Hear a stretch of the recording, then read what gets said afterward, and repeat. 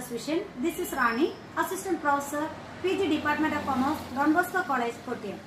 The last classes we learned the meaning, definition of my consignment, then consignment account, meaning of consignment account, then how to prepare books of accounts in the books of consignor and consignee, then what are the differences between consignment and sale.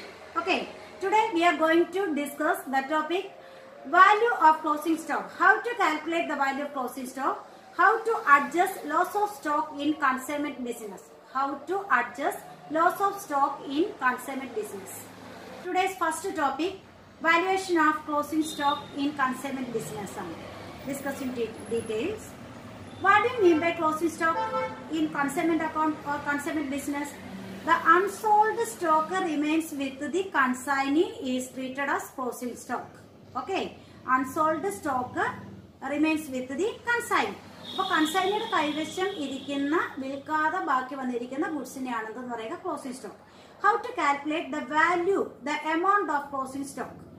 First one, നമ്മുടെ സ്ക്രീനിൽ നോക്കിയേ, valuation of unsold stock ആണ് main heading. Then cost of unsold stock. Cost of unsold stock. അപ്പോൾ നമ്മൾ അയച്ചു കൊടുക്കുന്ന value ആണ്. അപ്പം കൺസൈനർ ഗുഡ്സ് സെൻഡ് ചെയ്യുന്നു. സപ്പോസ് 100 ഗുഡ്സ് സെൻഡ് ചെയ്തു, 100 രൂപ വീതം വെച്ചാണ്. 100 ഗുഡ്സ് അയക്കുന്നു, 100 രൂപ വെച്ച്. അപ്പം 10,000 രൂപയുടെ ഗുഡ്സ് അയച്ചു. ഓക്കെ, അതിൽ 90 യൂണിറ്റ്സ് വിറ്റു, 10 യൂണിറ്റ്സ് ആണ് വിൽക്കുന്നത്. അപ്പോൾ 10 യൂണിറ്റ് ബാലൻസ് ഉണ്ടെങ്കിൽ 10 × 100 അതാണ് നമ്മൾ കോസ്റ്റ് ഓഫ് അൺസോൾഡ് സ്റ്റോക്ക് എന്ന് എഴുതേണ്ടത്.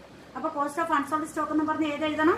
ആ 10 എന്താണ് അൺസോൾഡ് യൂണിറ്റ് ആയിട്ടുള്ള 10 ഇൻറ്റു നമ്മൾ സെൻഡ് ചെയ്ത price into 100. Okay, then add proportionate expenses of the consignor. അപ്പൊ കൺസൈനർ ആ ഗുഡ്സിന്മേൽ എത്ര രൂപ ചെലവാക്കിയിട്ടുണ്ടെന്നുള്ളതാണ് നമ്മളോട് കണ്ടുപിടിക്കേണ്ടത്. Proportionate expenses of the consignor. അപ്പം സപ്പോസ് കൺസൈനർ ഒരു 5,000 റുപ്പീസ് ചെലവാക്കിയിട്ടുണ്ട് ആ ഗുഡ്സ് അയക്കുന്നതിന് വേണ്ടിയിട്ട്. അപ്പം 5,000 റുപ്പീസ് ഫോർ 100 യൂണിറ്റ്സ്. ആ നമ്മൾ 5,000 റുപ്പീസ് അയച്ചെന്ന് അതിന് വേണ്ടിയിട്ട് 5,000 റുപ്പീസ് ചെലവായത് എത്ര ക്വാണ്ടിറ്റി സെൻഡ് ചെയ്തതിനാണ്? 100 യൂണിറ്റ്സിനാണ്. എങ്കിൽ 10ന് എത്ര? അപ്പം 5,000 ഡിവൈഡഡ് ബൈ 100 × 10. ഓക്കെ അല്ലേ? അപ്പൊ 5,000 ഡിവൈഡഡ് ബൈ 100 × 10. അപ്പൊ അതുപോലെ ആയിരിക്കും proportionate expenses of the consignor calculate ചെയ്യുന്നത്. Expenses met by the consignor എഴുതുക. Expenses met by the consignor divided by total goods send into unsold goods. Okay, ആ കണ്ടുപിടിക്കുന്ന എമൗണ്ട് ആയിരിക്കും നമ്മൾ എന്ത് എഴുതുക? Add proportionate expenses of the consignor എന്ന് എഴുതുന്നത്. ദെൻ അടുത്തത് proportionate non recurring expenses of the consignee ആണ്. Proportionate non recurring expenses of the consignee. അപ്പൊ കൺസൈനിയുടെ റിക്കറിംഗ് എക്സ്പെൻസ് നമ്മൾ എടുക്കില്ല. എന്ത് മാത്രമേ എടുക്കുള്ളൂ?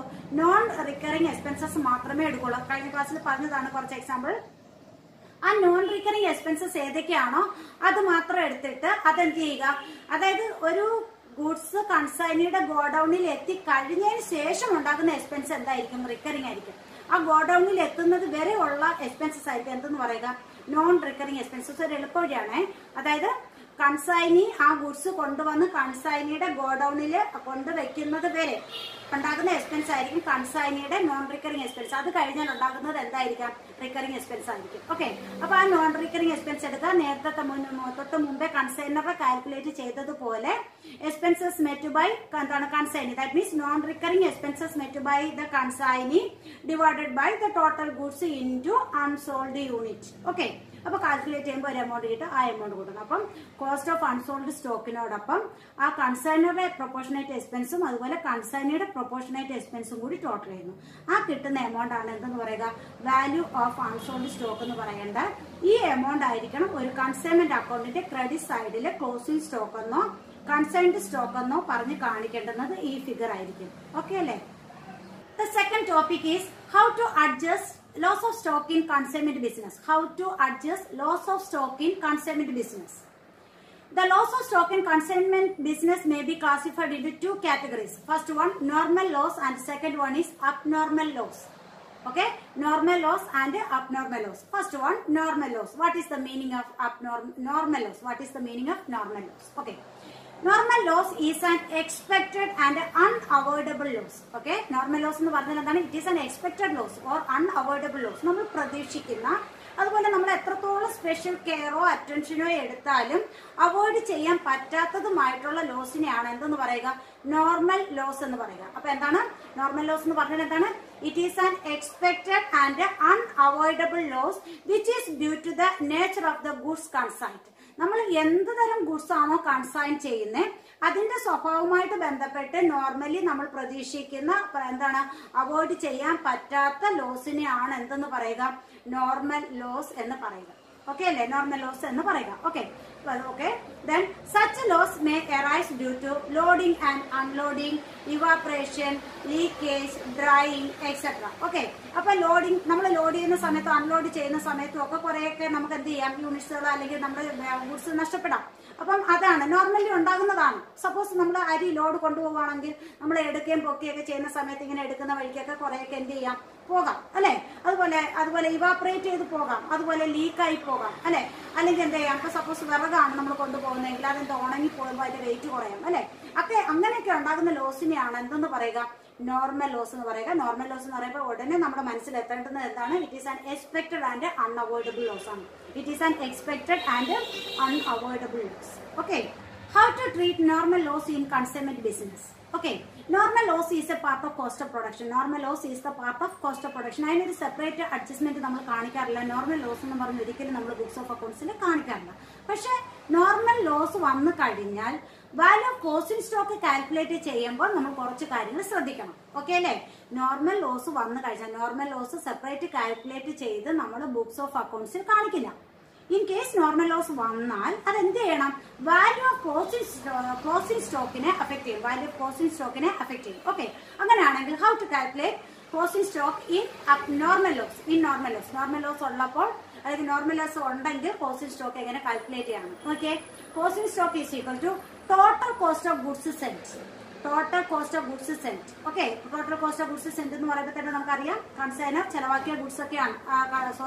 കൺസൈനർ ചെലവാക്കിയ എക്സ്പെൻസസ് ആണ്. അതാണ് total cost of goods sent plus non recurring expenses of കൺസൈനിയുടെ നോൺ റിക്കറിംഗ് എക്സ്പെൻസസും. അപ്പം കൺസൈനറുടെ ടോട്ടൽ കോസ്റ്റും അതുപോലെ കൺസൈനിയുടെ നോൺ റിക്കറിംഗ് എക്സ്പെൻസസും കോസ്റ്റും ആണ് എടുക്കുന്നത്. അത് രണ്ടും കൂടി ടോട്ടൽ ചെയ്യുന്നു into unsold unit divide by net quantity.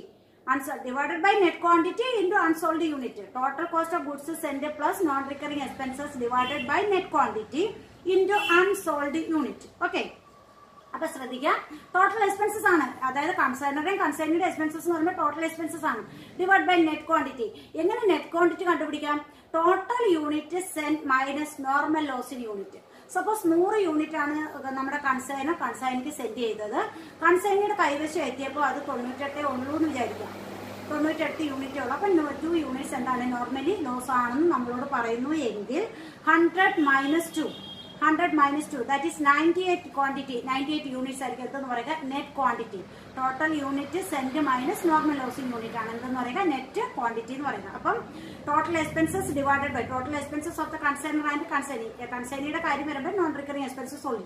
Okay, അപ്പൊ total expenses divided by net quantity into unsold unit. കഴിഞ്ഞ ക്വസ്റ്റ്യനിൽ മിസ് 100 അയച്ചു, 90 വിറ്റു, ബാക്കി ഇത്രേ ഉള്ളൂ എന്ന് പറയുന്നുവെങ്കിൽ ആ അൺസോൾഡ് യൂണിറ്റ് ആണ് എഴുതുന്നത്.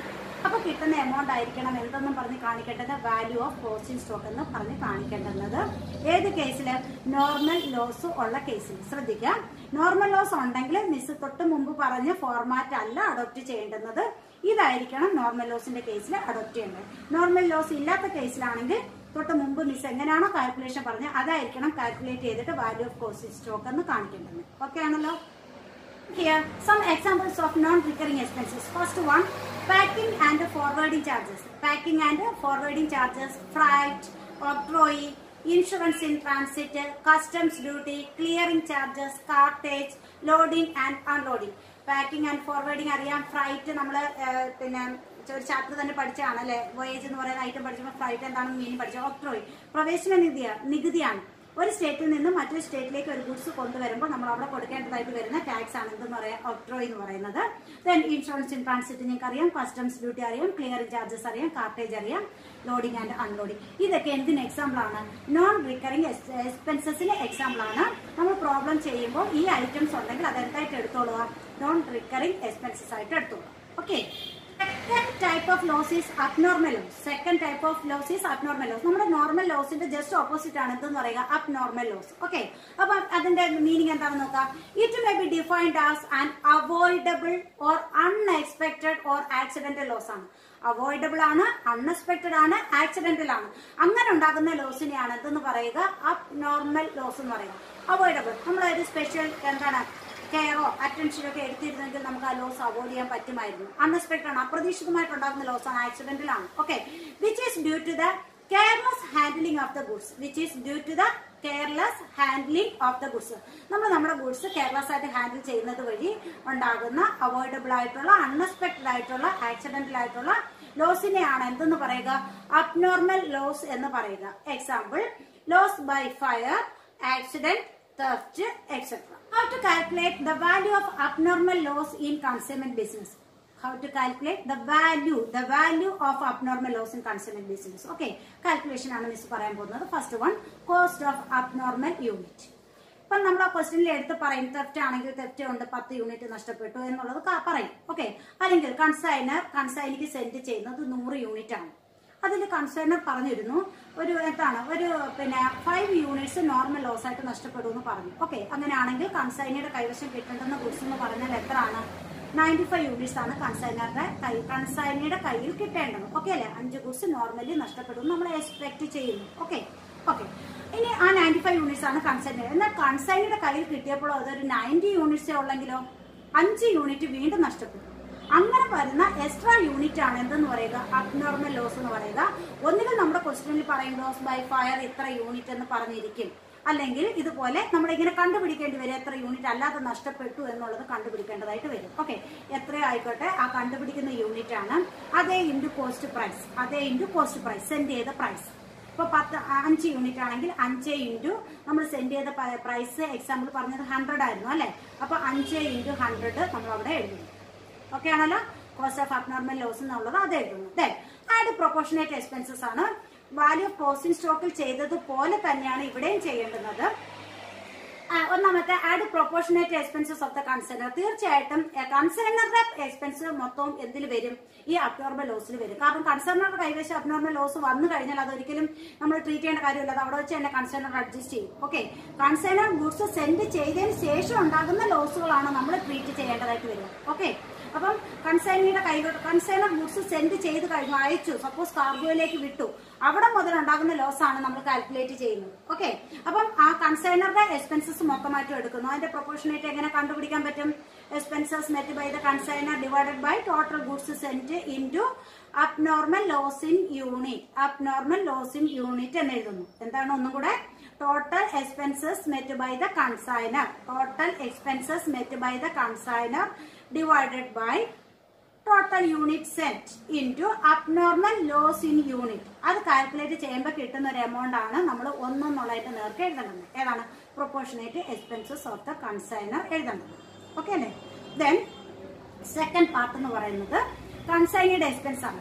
Consignee in case goods in ട്രാൻസിറ്റിലാണ് നഷ്ടം ഉണ്ടാകുന്നതെങ്കിൽ, ഗുഡ്സ് ഇൻ ട്രാൻസിറ്റിലാണ്, അതായത് വണ്ടി നമ്മുടെ കാർഗോ വരുന്ന വഴിക്കാണ്, നമ്മുടെ ഗുഡ്സ് വരുന്ന വഴിക്കാണ് നഷ്ടം ഉണ്ടായതെങ്കിൽ ഒരിക്കലും ആരുടെ എക്സ്പെൻസ് വേണ്ട? കൺസൈനിയുടെ എക്സ്പെൻസ് വേണ്ട. കാരണം ആ നഷ്ടപ്പെട്ട ഗുഡ്സിന്മേൽ ആര് എക്സ്പെൻസ് മെറ്റ് ചെയ്തിട്ടില്ല? കൺസൈനി എക്സ്പെൻസസ് മെറ്റ് ചെയ്തിട്ടില്ല. അപ്പൊ തീർച്ചയായിട്ടും എന്ത് വേണ്ട? ആ എക്സ്പെൻസസ് വേണ്ട. ഓക്കെ അല്ലെ? അപ്പൊ ഇവിടെ എപ്പോഴാണോ ലോസ് ഉണ്ടാകുന്നത് അതുവരെയുള്ള കൺസൈനിയുടെ എക്സ്പെൻസസ് ആണ് എടുക്കേണ്ടത്. ഇൻ കേസ് കൺസൈനിയുടെ ഗോഡൌണിൽ വന്നതിന് ശേഷമാണ് ഗുഡ്സ് നഷ്ടപ്പെടുന്നത് എന്നിരിക്കട്ടെ, കൺസൈനി ആ ഗുഡ്സ് വാങ്ങി ഗോഡൌണിൽ വെച്ചു, ഗോഡൌണിൽ നിന്ന് ഒരു കള്ളൻ എടുത്തിട്ട് പോയതാണെങ്കിൽ തീർച്ചയായിട്ടും ആരുടെ എക്സ്പെൻസും വേണം? കൺസൈനിയുടെ എക്സ്പെൻസും വേണം. അതാണ് second case. Proportionate expenses of the consignee up to the date of loss. ആ ലോസ് ഉണ്ടാകുന്നത് വരെയുള്ള കൺസൈനിയുടെ എക്സ്പെൻസസ് എടുക്കാം. അതും എങ്ങനെ പ്രൊപ്പോർഷനേറ്റ് കണ്ടുപിടിക്കുന്നത്? Non recurring expenses met by the consignee. അവിടെ നോൺ റിക്കറിംഗ് തന്നെയാണ്. Non recurring expenses met by the consignee divided by എന്താണ്? നെറ്റ് ക്വാണ്ടിറ്റി ഇൻറ്റു എന്താണ്? അബ്നോർമൽ ലോസ് ഇൻ യൂണിറ്റ് ആണ്. അപ്പോൾ അവിടെ ഒരു എമൗണ്ട് കിട്ടും. ആ 3 എമൗണ്ടും കൂടെ ടോട്ടൽ ചെയ്യുമ്പോൾ കിട്ടുന്ന എമൗണ്ട് ആയിരിക്കും എന്തെന്ന് പറയുക? വാല്യൂ ഓഫ് അബ്നോർമൽ ലോസ് എന്ന് പറയുക. ആ കിട്ടുന്ന ആൻസർ ആയിരിക്കും എന്തെന്ന് പറയുക? വാല്യൂ ഓഫ് അബ്നോർമൽ ലോസ് എന്ന് പറയുക. വാല്യൂ ഓഫ് അബ്നോർമൽ ലോസ് വന്നു കഴിഞ്ഞാൽ അതിന് എന്താണ് സ്പെഷ്യൽ ട്രീറ്റ്മെന്റ് ആവശ്യമാണ്. കൺസൈൻമെന്റ് അക്കൗണ്ടിന്റെ ക്രെഡിറ്റ് സൈഡിൽ അബ്നോർമൽ ലോസിന് യൂണിറ്റ് എന്നെഴുതി ഈ എമൗണ്ട് കാണിക്കണം. എവിടെ കാണിക്കണം? കൺസൈൻമെന്റ് അക്കൗണ്ടിന്റെ ക്രെഡിറ്റ് സൈഡിൽ അബ്നോർമൽ ലോസ് എന്ന് പറഞ്ഞ് കാണിക്കണം. അപ്പൊ എൻട്രി അബ്നോർമൽ ലോസ് അക്കൗണ്ട് ഡെറ്റഡ് to consignment account, abnormal loss account ഡെറ്റഡ് ടു കൺസൈൻമെന്റ് അക്കൗണ്ട് എന്നിങ്ങനെ ഒരു ജേണൽ എൻട്രി ആവശ്യമാണ്. Dear students, watch the videos carefully and write the assignment notes. First question, what is consigned stock? What is normal loss? What is abnormal loss? How to find the value of closing stock in normal loss? Then how to find the value of abnormal loss?